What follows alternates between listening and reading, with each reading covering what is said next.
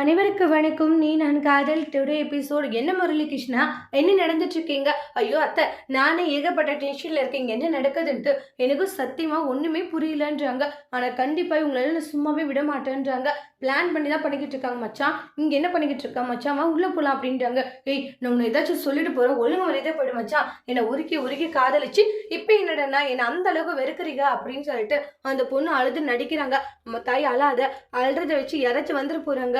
ஏன் மச்சான் என்கிட்ட பாசமாவே நடந்துக்க மாட்டேங்கிற? சரி சரி கூல் கூல், என்ன இப்ப உள்ள போங்க, சரி போறேன் அப்படின்னு சொல்லிட்டு போறாங்க. அதுக்கப்புறமா அந்த பொண்ணு பாத்தீங்கன்னா நம்ம நடிச்சது நடந்துச்சுன்னு சந்தோஷப்படுறாங்க. அப்புறம் ராகவுடைய ஃப்ரெண்டு ஒருத்தர் வராங்க.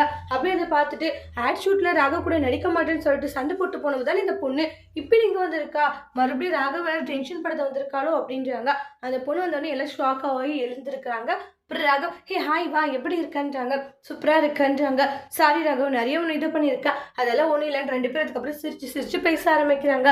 அதெல்லாம் பார்த்து அப்படி என்னதான் பேசிக்கிறாங்கட்டு ஒண்ணுமே புரியலேன்னு சொல்லிட்டு பொசஸ்னஸ் ஆகுறாங்க.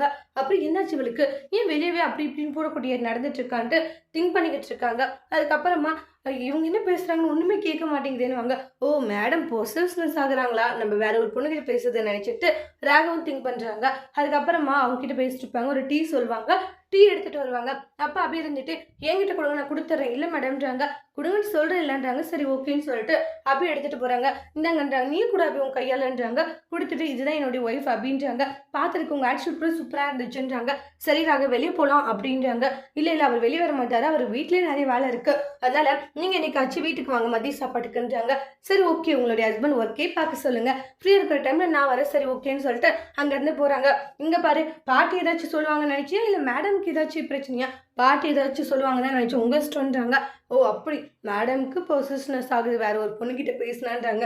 சரிதான். ஏ அபி, நான் உன்னை விட்டு எங்கடி போக போறேன், உன்னதான் அந்த அளவுக்கு காதலிக்கிறேன் அப்படின்ட்டுலாம் அபியுடைய போட்டோ பார்த்து ராக ரசிச்சுட்டு சந்தோஷமா இருந்துட்டு இருக்காங்க. நீ மேல இந்த அளவுக்கு அன்பு பாசம் வச்சிருக்கிறது எனக்கு அவ்வளவு சந்தோஷமா இருக்கு தெரியுமா அப்படின்ட்டுலாம் ராக ரசிச்சுட்டு இருக்காங்க.